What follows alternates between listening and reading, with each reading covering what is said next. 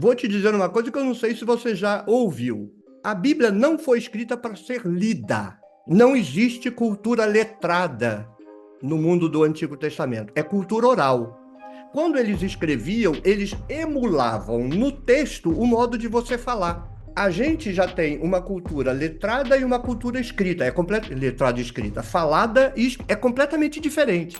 A minha pergunta é a seguinte: tal como a gente tem versões diferentes de Bíblia, pensando em traduções que foram feitas por diferentes mãos até o momento, quando a gente fala sobre o hebraico, o aramaico, o grego, desses textos, não existem também variações entre eles, mesmo pensando no idioma original que foi utilizado pelos escritores?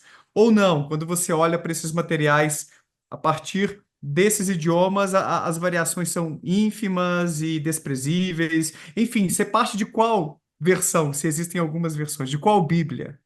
Ah, tá. Achei que você estava dizendo uma coisa, você está dizendo outra.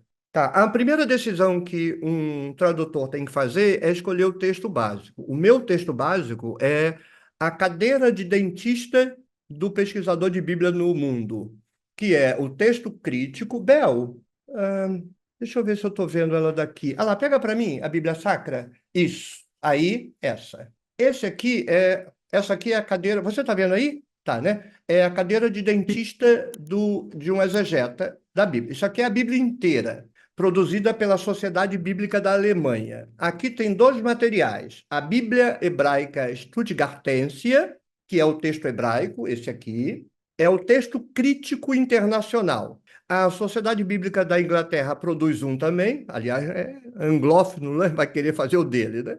Não, não se compara. Esse é o texto produzido na Alemanha. E Israel também produz o dele. Esse aqui é utilizado no mundo inteiro. E do lado de cá, você tem o Novo Testamento grego, Nestle Aland.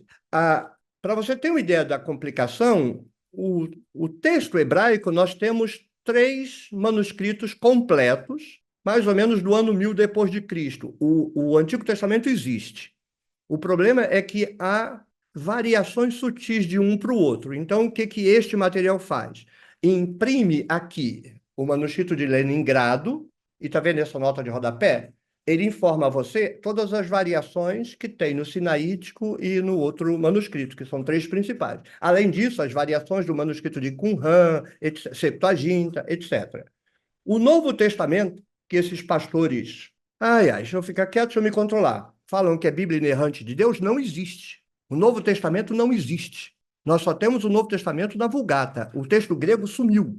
Então, o que que os especialistas fazem? Saem catando fragmento e montam um artificial. Enquanto, para vocês terem uma ideia, isso aqui é a Bíblia. Esse fininho é o Novo Testamento. Esse grossão é o Antigo Testamento. Esse está na quarta edição. Quarta. Estão fazendo a quinta agora, Bíblia Quinta. Bel, pega aquele primeiro lá, do lado da Bíblia, no canto. Vai direto para o final. Aí, isso. Obrigado, Bel. Isso aqui é Gênesis, só Gênesis na Bíblia Quinta. Isso aqui é a Bíblia inteira, isso aqui é Gênesis. Mas não está pronto ainda. Isso aqui eu ganhei de um peregrino, que depois ficou aborrecido comigo e foi embora. Mas deixou de presente. Foi embora, mas deixou de presente. Eu agradeço, mesmo você estando aborrecido comigo. O Novo Testamento está na 28ª edição. Porque como tem que ficar juntando fragmentos, juntando fragmentos, juntando fragmentos, de vez em quando achar um, vem aqui e corrige um erro. Então, esse é o material. É isso aqui que eu traduzo. A partir da BHS, Bíblia Hebraica Stuttgartensia, caninamente, neuroticamente, o que está escrito aqui eu jogo para o texto. A prova de quem vier. Não, não é isso que está escrito. Desafio. Ele pode achar que a palavra que eu, por exemplo, ruach, eu já decidi que eu só traduzo um único sentido. Aí eu podia escolher vento, espírito, sopro, hálito, eu escolhi vento. Onde a palavra aparecer vai ser vento. A pessoa pode discordar desse critério, direito dela, mas ela não vai dizer que não pode ser vento. Então ela não vai encontrar em nenhum lugar da minha Bíblia uma palavra, não é isso que está escrito, como eu disse daquelas Bíblias lá. É ou não é mundo, é ou é tempo. Esse tipo de erro é indesculpável, porque é trabalho técnico. Você não pode errar isso. Não tem Agora, uns por que. termos que são muito polissêmicos, em que você pode ter um problema com isso, tipo get. do inglês, que pode significar várias coisas dependendo do contexto? Sim, mas olha só. Na sua própria pergunta, você já respondeu. Qual é a palavra escrita e falada? É uma só. Uhum. A interpretação é do falante. Então, o que que eu estou fazendo? Eu boto a palavra vento e digo: a gente poderia, na nossa língua, tratar isso como sopro. Só que o cara, o que que eu quero que o leitor faça? O que o leitor de língua inglesa faz com to be. Esse professor colega que é escocês, eu cheguei para ele e falei: que história doida é essa de você to be? Como é que você distingue ser e estar? Ele olhou para mim: como assim distingue? Como distingue? E tem lá diferença? Ou seja, a minha língua é que gerou distinção. Para ele não tem distinção. E quando ele está fazendo uma distinção de fala, o contexto determina. Então, o que que eu quero com o meu leitor? Eu não quero fazer uma biblinha, café com leite, para quem vai fazer fiofó doce. Vou te fazer o favor de ler a sua Bíblia. Vai se lascar para lá. Você vai pagar o preço de ler a minha Bíblia. É para quem quer, não é para Zé Ruela. O sujeito vai ter que emular o modo como... Como é que o judeu falava rua? E sabia quando é vento, quando é sopro, quando é hálito. Vou te dizer uma coisa que eu não sei se você já ouviu. A Bíblia não foi escrita para ser lida. Não existe cultura letrada no mundo do Antigo Testamento. É cultura oral. Quando eles escreviam, eles emulavam no texto o modo de você falar. A gente já tem uma cultura letrada e uma cultura escrita. Letrada e escrita. Falada é completamente diferente. Quando você lê um texto, um artigo meu publicado, e você me ouve falando, você acha que é outra pessoa. Porque eu sou coloquial, não quero saber. Eu falo mesmo. Eu não falo mesmo, é mesmo. Que se lasque. Mas quando eu vou escrever, não, é aquela linguagem acadêmica perfeita. Eles não têm isso. Não tem um modo como ele escreve e um modo como ele fala. Ele escreve como ele fala. Além disso, o texto foi escrito para ser lido para os camponeses, não foi para o camponês ler. Então, o que que eu estou tentando criar? Um texto escrito que você o acessa à medida que você o lê, com o interesse de imaginar como que o leitor e o ouvinte originais recebiam aquilo. Então, o que que eu faço? Já que eu sou o tradutor, eu traduzo e eu leio oralmente no vídeo. Eu reproduzo a entonação, o mundo da fala, porque eu conheço o que está no hebraico. Para o leitor que não teve a experiência com o texto hebraico, quando ele pega o texto em língua portuguesa duro, ele vai conseguir chegar à reprodução prosódica da fala, mas ele vai gastar muito tempo, porque ele vai ter que entender aquela sintaxe. Então, o que que eu faço? Eu traduzo, leio, aí o pessoal fala: professor, quando o senhor lê, aí a gente olha para o texto, a gente entendeu como é que é a leitura. Além disso, eu estou fazendo a divisão do texto, não é a divisão do texto hebraico é como se fosse respiração. Eles são não subordinativos. É como se você pegar um texto babilônico. São sequências de orações coordenadas, todas iniciadas por e. Não tem, quase não tem nenhuma conjunção subordinativa. Eu estou fazendo. Você pega essas Bíblias, transforma tudo em parágrafo de língua portuguesa. Aquilo não existe no hebraico. Aquela concatenação subordinada de ideias não está no texto. O texto é um conjunto de declarações. Que seria Então para eu faço assim. facilitar a leitura e compreensão dos falantes de português que querem ler a Bíblia. Sim, é uma Seria Bíblia para esse o ler na propósito. igreja. A Bíblia que eu estou fazendo não dá para ler na igreja. Não estou fazendo Bíblia pensando em igreja.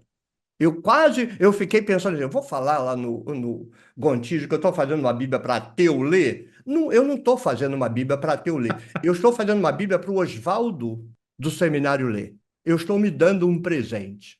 Eu queria ter tido a oportunidade de receber uma. Para você ter uma ideia, quando eu estava no seminário fazendo o mestrado, eu fiz um mestrado lá no seminário e falei sobre a serpente de bronze. Aí eu baixei os livros todinhos da biblioteca de Antigo Testamento e encontrei uma Bíblia publicada pela Universidade de Chicago. Três exegetas, um deles um monstro, o Theophilus Mack, monstro, o melhor teólogo bíblico que eu já vi na vida, esse camarada aí. E a tradução dele de Gênesis 1 era, naquela época, para mim, um desbunde de perfeito. Eu fiquei fascinado. Mas como é que eu ia ter aquela Bíblia?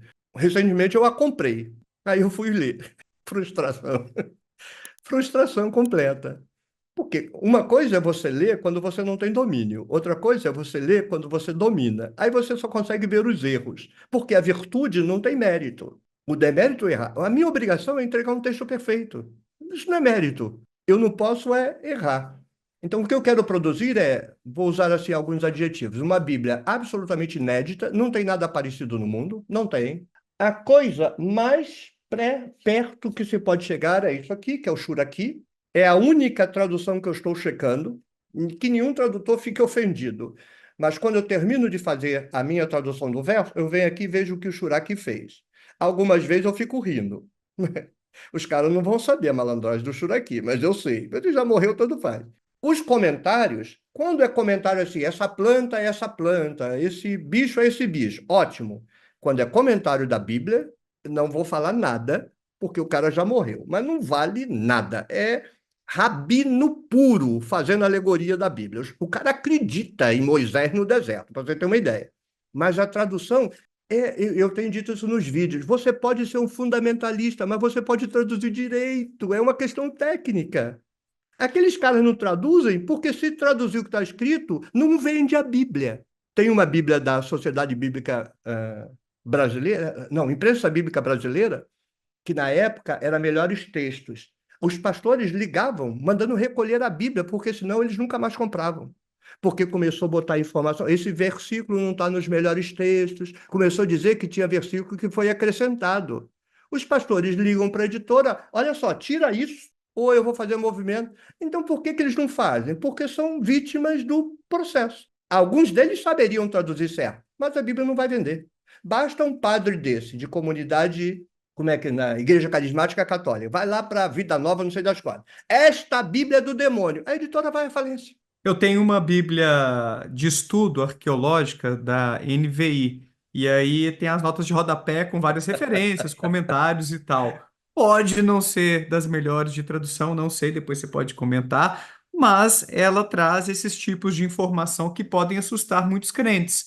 De que, por exemplo, os últimos versículos de Marcos não constavam nos textos mais antigos, são acréscimos Uhum. tardios recebidos pelo manuscrito, várias coisas sobre, por exemplo, dois versículos de 1 João, da Epístola de João, que foram modificados para endossar a doutrina da Santíssima Trindade. Então, você encontra esses tipos de informação que, como Uhum. você mencionou, Oswaldo, são passadas nesses seminários, muitos Sim, padres sim. têm acesso a isso, têm essa visão crítica, mas isso não vai ser ensinado na igreja e também não vão recomendar que você tenha essas Bíblias com essas perspectivas mais críticas, acadêmicas.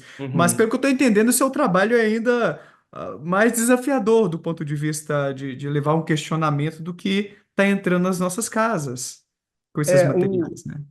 O comentário, ele está mais pautado no subtítulo que você disse, Bíblia Arqueológica, né? Então, os caras fizeram, não é, deixa eu ficar quieto, eles fizeram uma tentativa de dar algumas informações que eles têm, mas os pastores não gostam que as pessoas tenham. Mas o texto da NVI em si não reflete isso. Eu vou confessar que quando eu comecei a avaliar, eu já avisei para o meu público. Para mim, essa aqui vai ser a pior Bíblia. E mordi a língua, não foi a pior. Está longe de ser a melhor. Mas tinha verso que Almeida errava e a NVI acertava. Tem verso que a NVI erra e Almeida acerta. Ela está 75% ela erra, 25% ela acerta. Você tem três grupos nas Bíblias que eu avaliei. A top erra a metade. As ruins erram 90%.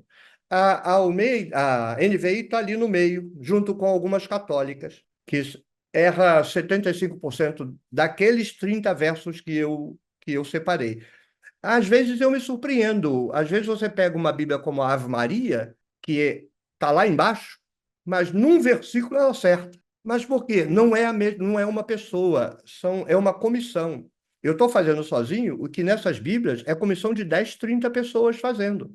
O custo de tradução da Bíblia chega na casa de 5 milhões de reais, por conta de salário de todo mundo, e por baixo, as mais baratas. Eu estou fazendo sozinho. Então você pega numa NVI, um capítulo, um traduziu, é muito ruim. O outro traduziu, o capítulo, não, nesse caso o livro, aí já não erra tanto.